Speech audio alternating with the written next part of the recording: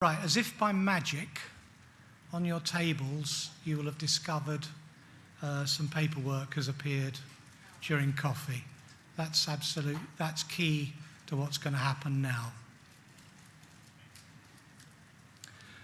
My name's Richard Curry. I'm from CETA, like David Parry. He's explained what we do.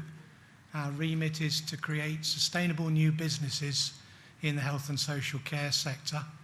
So this opportunity for us is extremely important. The whole opportunity presented here of creating new and innovative services and service delivery models requires the involvement of industry from the beginning. And so it's really a very exciting opportunity.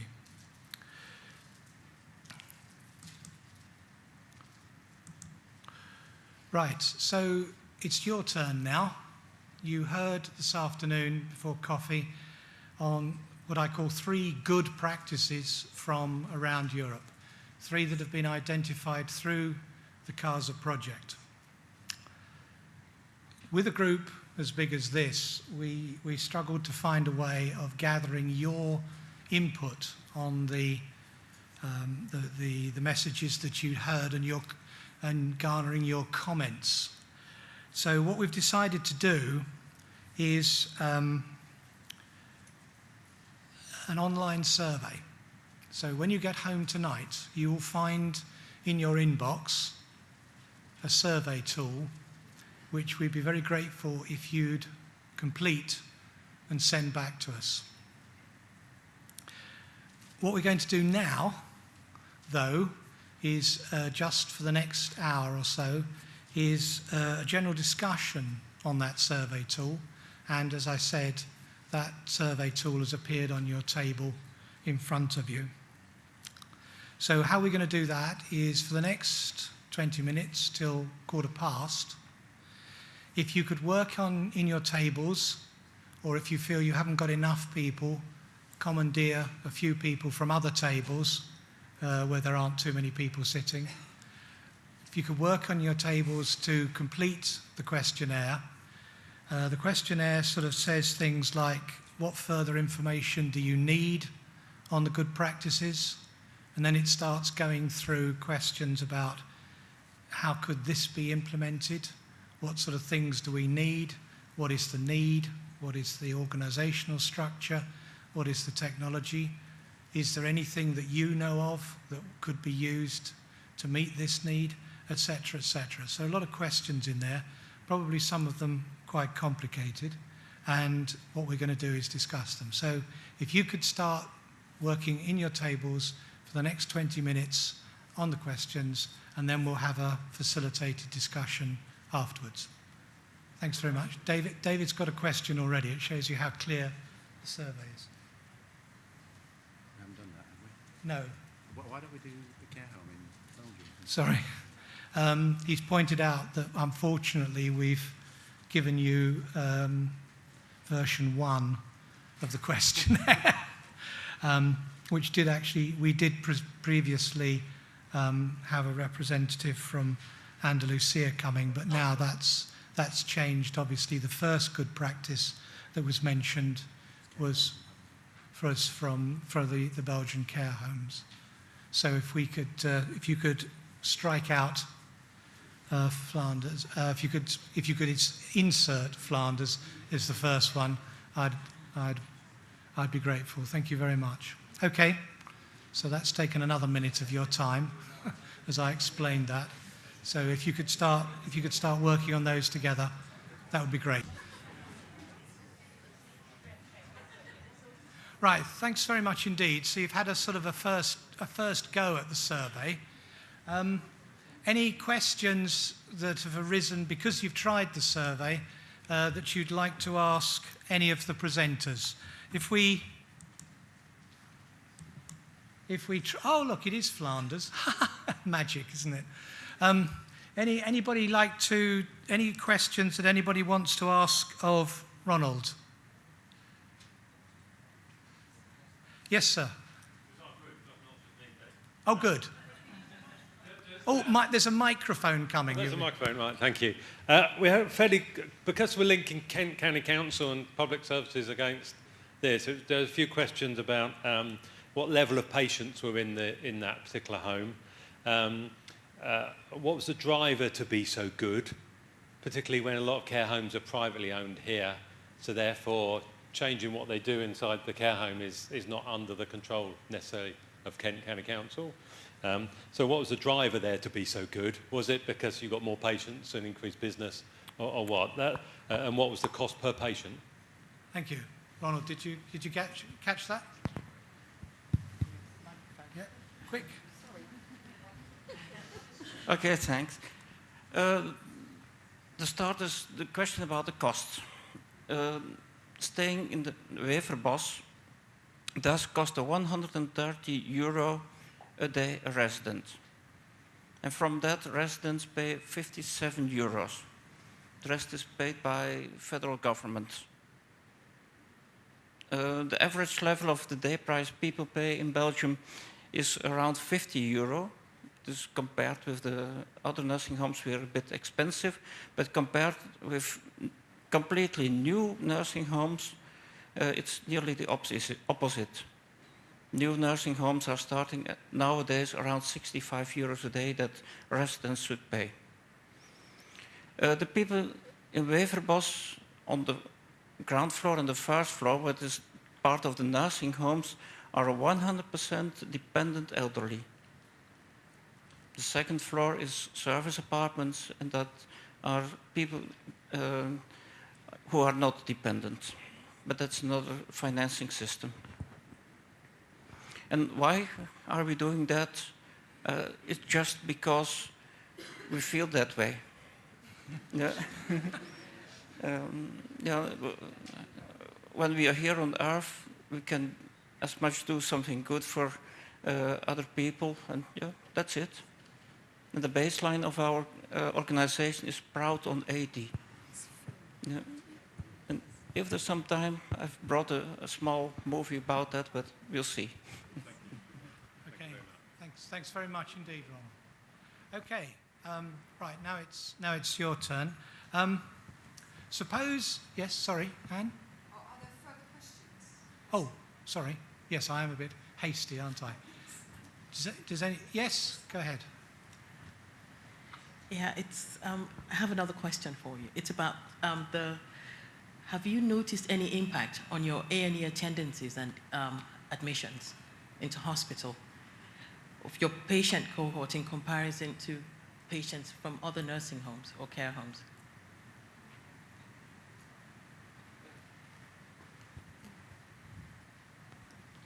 We don't keep statistics about that, so I can't say that.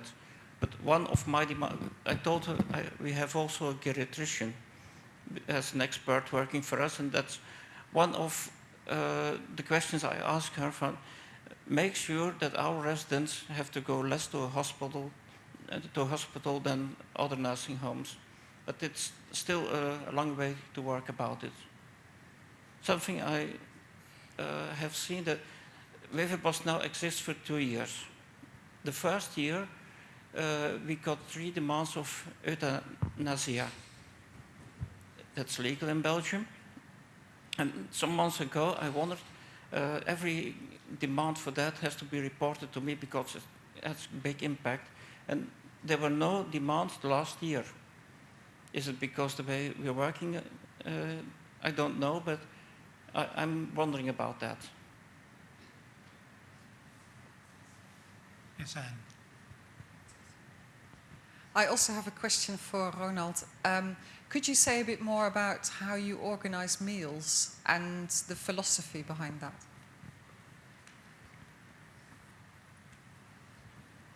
As I told, all meals we serve are diet meals. So no sugar, no salt, etc. But we add spices to make them, to give the smell, the taste back to our residents. We want our residents to keep contact with the others. That's a part of maintaining the self-respect. When you meet other people, you talk to them, they ask you questions, etc. We call that our social model, and that's why we encourage them to take the meals together and even add a price on it. When our residents have the opportunity to sit together for the meals, and they want to have a meal in their room, it's possible, but they have to pay €2.50 a meal for room service. Not when they are ill and must stay in their bed, but when they can come together, they must pay. In the whole house, 100 residents, it's only one person who pays for that. So our goal is achieved, and people even can say, oh, I save €7.50 a day by eating together. But in going, when walking around for the meals, etc., they get tired. They got practice. We don't need a lot of therapists. And also, when they're sitting together for the meals, of course, it's often discussion, oh, you're sitting on my place, etc. But that's good that happens in society. One other aspect of meals is our mobile kitchen that brings the smells of preparing food again to our residents. 80% of our residents were housewives. So why shouldn't we allow them to cook? Excellent, thank you. Thank you. Thank you, Ronald. Okay. Other questions? Any more questions of Ronald? No, and other presenters.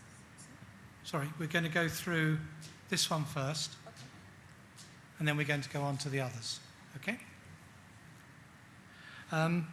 So in the interest of time, we'll just pick a couple of these issues. I think the question is, what is the key feature that is to be transferred? What is the key issue that needs to be transferred from Flanders, from the care homes there, into the Kentish care homes that would make this work? What is it about this?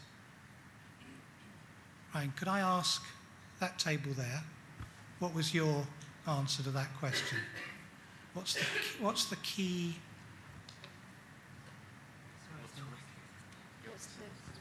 point? What's the main driver for this project? Main driver for this project.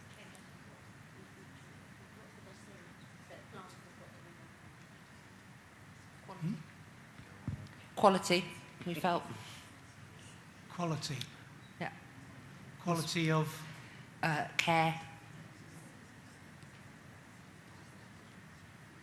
So I think Ronald mentioned the whole thing was individual-centred, patient-centric, person-centric. So that's the key issue. Anyone else with any ideas, David?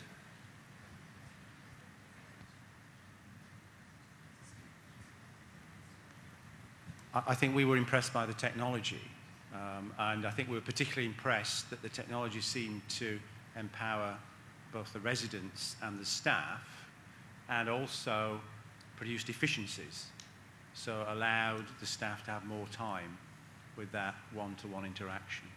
And that's an interesting dynamic, I think. So it was improvement in the time that staff had. Yeah. Because we were using technology appropriately. Yeah. Anyone else with a view, one key message, one key important issue that was transferred or needs to be transferred? Yes. I think it's about the value system, because what led to the technology transformation with technology was the value system that you developed. You wanted better quality care for older people in care homes. And that is, I think, one message that should be transferred to Kent, is that we want better quality care for our patients. It's that value system that all of the workforce in Kent should be embracing. So, better quality care all the workforce should be embracing the same objective, the same goal, and it should be set quite high. Right. Okay. So, if we now pick just, say, another issue. One more? Just building on what you've just said, it's also about making sure that the technology is integral to the care and support pathway for the person. It's not an add-on, but that it's more seamless in the way that people are supported and the person's journey and their care within the home. So it's appropriate use of the technology, not for the technology's sake, but when it makes an actual difference to the level of care, the efficiency, the effectiveness. Great. Yes?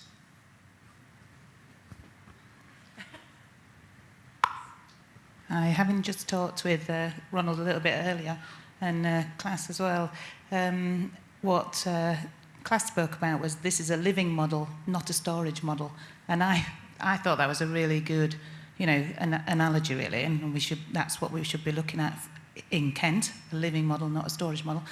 But also, the discussion I had was that there are a lot of small changes that can be made at very little cost that make a real difference to people's lives. And I think some of that was just explained in terms of the eating, how they, but also things like painting, the walls and the whole environment. Actually, small changes could make a big difference. Small changes, and it's a living model.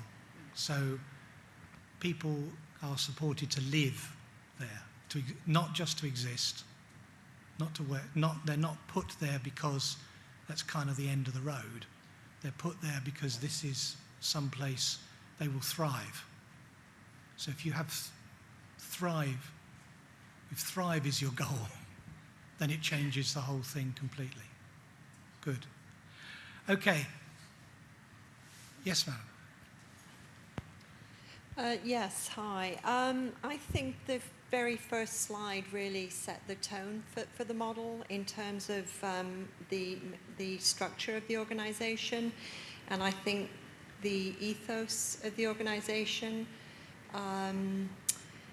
is much more sort of person-centred, because you've got the customer and the support staff in the middle, and the knowledge and the other support are supporting the customer and the support staff.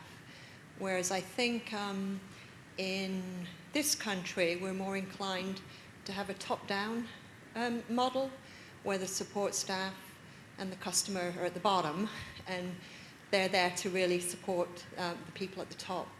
So I think in order to start to really, change how we see older people supported, means, I think, a radical rethink of how we look at supporting the support staff who support those people. So the level of support we give the support staff is actually key to them feeling empowered and fulfilled in their job. Right. Okay, in the interests of time, we'll move on to the presentation from Alistair. So same question. Any questions to Alistair about his presentation and about the model that they're developing in Scotland and the way they're moving forward?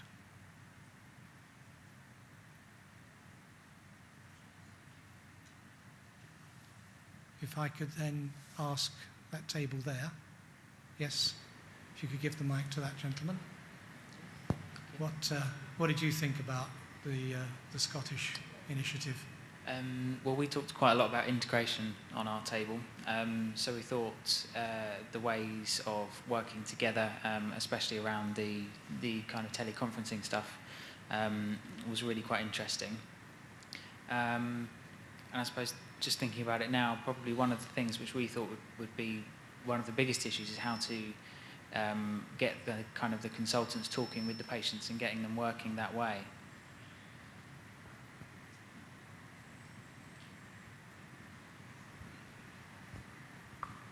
Well, I wouldn't exactly say we've cracked that by any stretch of imagination. Certainly, our sort of rural and remote communities, it's been much easier. The Highlands and Islands have very much led the way through necessity more than anything else. Orkney and Shetland being a couple of really prime examples where not only is it logistically challenging to transport people from the islands into the mainland, it also costs a hell of a lot of money. So, just from that perspective alone, the consultants very much see the benefits of it. But one of the things we are trying to highlight is the fact that people on an island can be just as isolated and just as in need as somebody living on the top of a high-rise flat in the middle of Glasgow. But then the challenge as well is, although the infrastructure that we necessarily have in the Highlands and Islands isn't always top-notch, just because commercially it's not necessarily always viable to install fibre optic cables.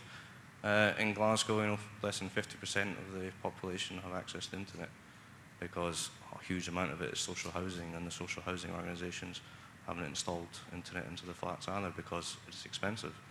So it's one of the reasons why, in terms of sort of consultant to patient thing, I think we're still very much at the beginning of that journey.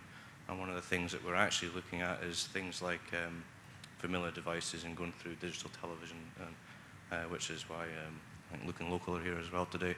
Our project around Living It Up is very much around how we utilise those devices that people already have in their own homes to be able to access health and social care services. Just a question, which is, what's the percentage? Hold on, Nick. Microphone. A brief question. What's the percentage of people in the social housing who have mobile phones, specifically smartphones? I couldn't tell you specifically about smartphones, but I do know that in terms of smartphone utilisation across Scotland, it is increasingly higher. There's a recent project in NHS Grampian, which is the northeast of Scotland, where I was saying earlier, I can't actually remember exactly what condition it is, but it's slightly younger people, and they wanted to use apps to help people manage their own condition. And of the 100 patients they put on that service, 97 of them had a smartphone already.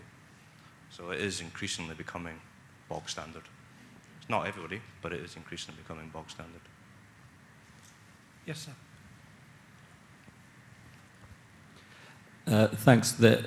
I note in Scotland there is a push from the centre to have integrated health and social care budgets and integrated care organisations, whereas that doesn't necessarily apply, let's say, south of the border. It tends to be left to individual organisations. How much do you think that, because of the central drive towards the goal that we all really aspire to achieve, that you've done a bit better than we have done locally?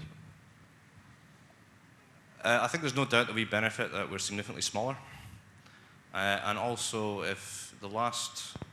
we've been working towards integration for probably the best part of 10 years through various things about partnership working, but it's always been voluntary. There's always been the legal basis for areas to formally integrate. NHS Highland and Highland Council are the only ones who've actually taken that step. They integrate all their adult services moved into NHS, and all their children's services moved into the council. So they're the only ones that have taken that formal step. But prior to the last Scottish elections, actually every single party had a manifesto commitment to integrate health and social care. So we've had the political consensus in Scotland that I think is now increasingly beginning to exist at a UK level, but it hasn't necessarily always been there. So we've been quite lucky in that sense, that we have actually had that kind of historical political consensus. And the consensus exists in local government as well. They don't necessarily agree the best way to do it, but the concept is fairly universally recognised.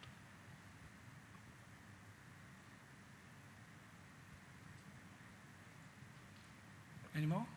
Okay. Right. Moving on then. One thing that does interest me, and I'm sure it interests everybody here, would you like to make some comments about the industry's contribution to the achievements in Scotland?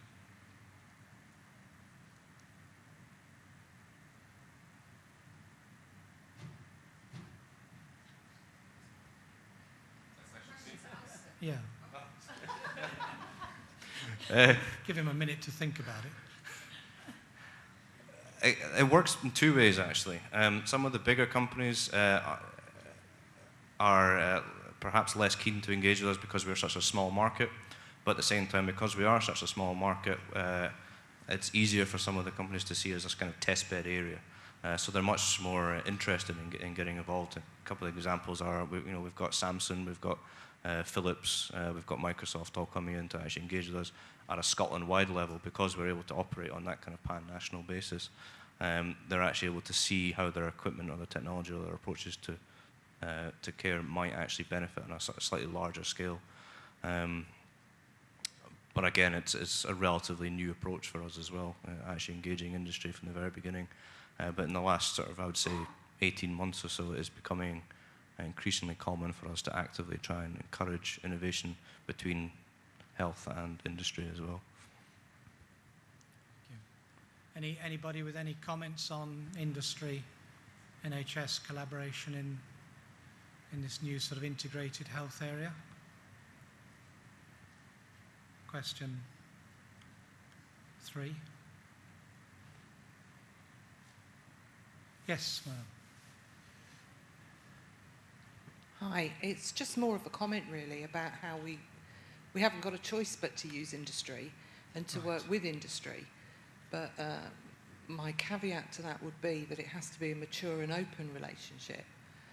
And that when we talk about shared risk, shared reward, we have to make sure that it's not industry taking all the risk and us taking all the reward. And it's about that adult relationship that helps us to move forward and bring that innovation and these new ways of working into reality. Any more comments on that point? Yes. I suppose my question would be how health and social care service providers, the independent sector, actually work in partnership in Scotland to actually deliver innovation.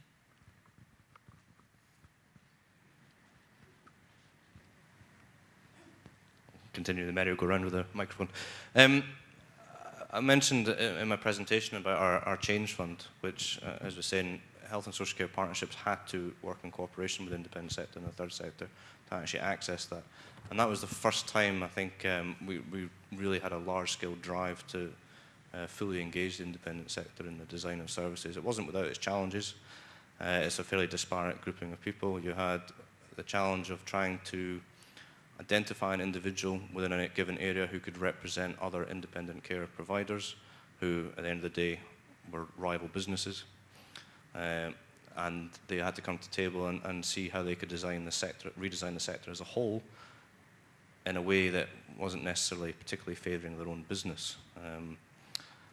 So we certainly had those challenges. It probably took us the best part of a year to overcome some of those challenges, but we had quite a strong ally in Scottish Care, who are the umbrella body for independent sector providers within Scotland, who are fully bought up to this from the very beginning. We engaged with them right from the start, and through them we now have development workers, independent sector development workers employed by most health and social care partnerships in Scotland, looking specifically at what the contribution will be of the independent sector going forward. Thank you. Any more? I'll keep this just. Okay, thanks very much indeed, Okay. Alistair. That was great.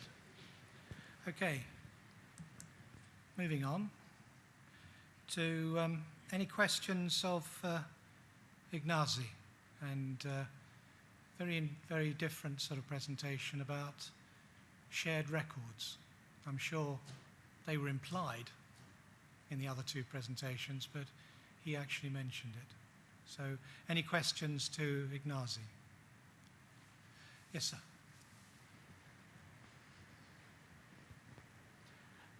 How long did it take for the various organisations to agree to share records? And presumably you must have got consent from all of the patients within Catalonia to agree to it as well. Okay, so here, sorry, down there. Well, in fact, it did not take any long for patients to, because we did not really ask for consent. Because, in fact, no, because in fact, clinical information is owned by the patients.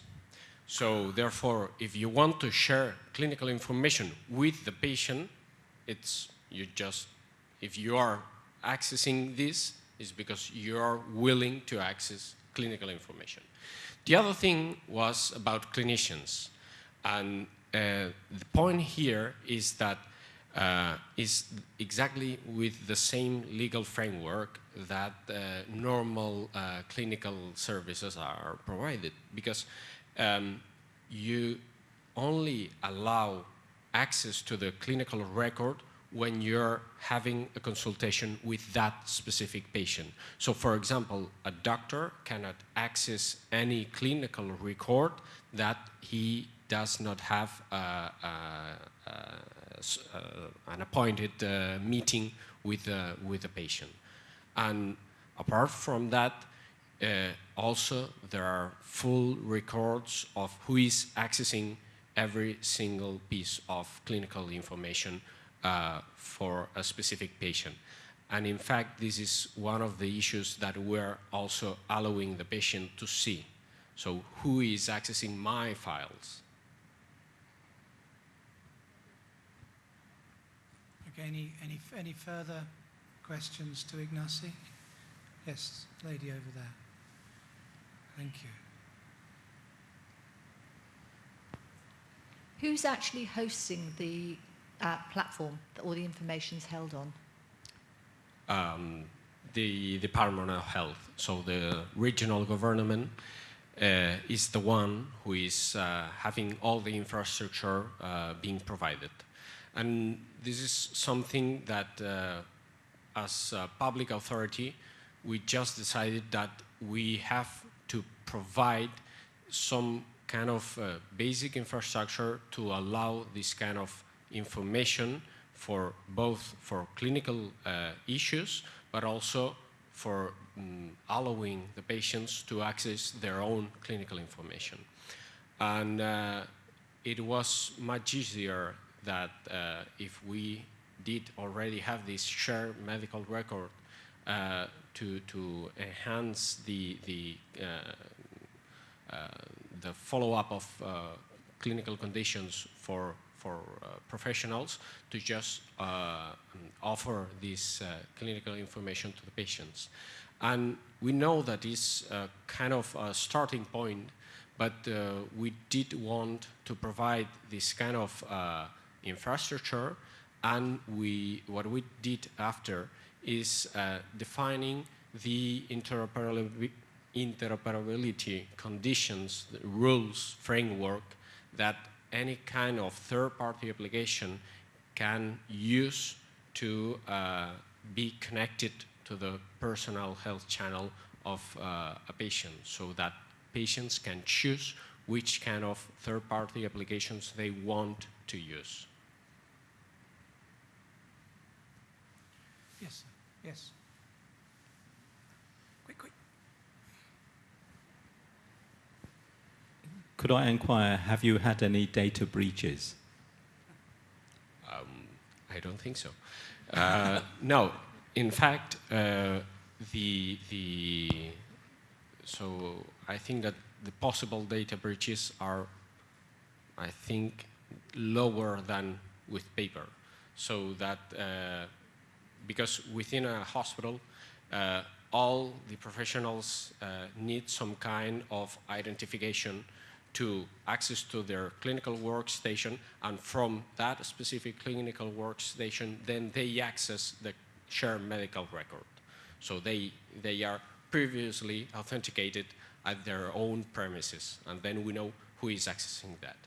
And at the level of patient access, we're just using, I think that higher standards than banking solutions. So we're using digital identification, that we only allow digital certificates both in ID cards or digital software certificates. So patients will have access to a certain level of information and they will also know who is accessing their records. Yes.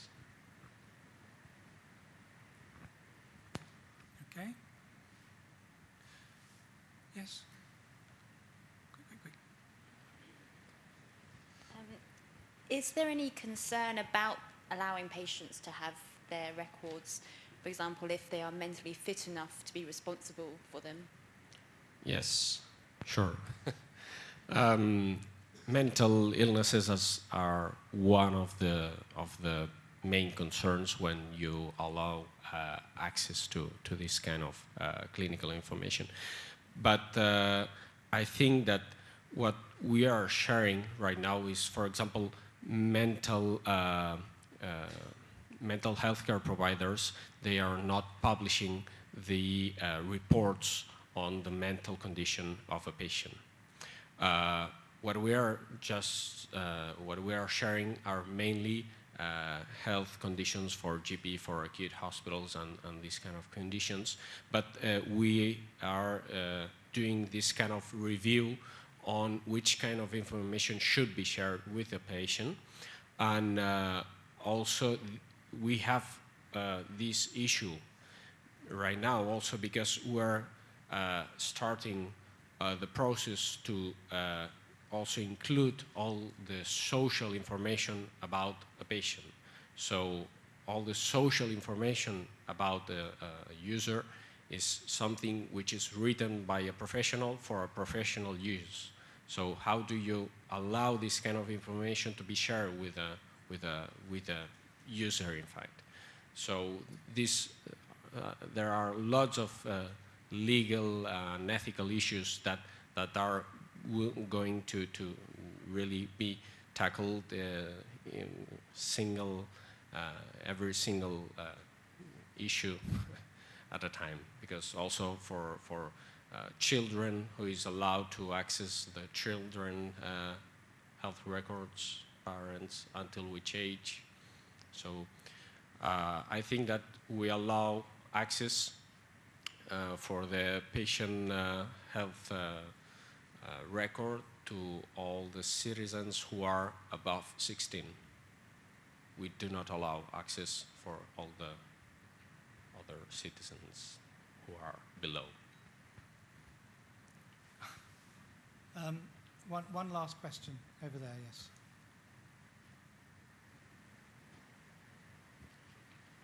Sorry, another data question.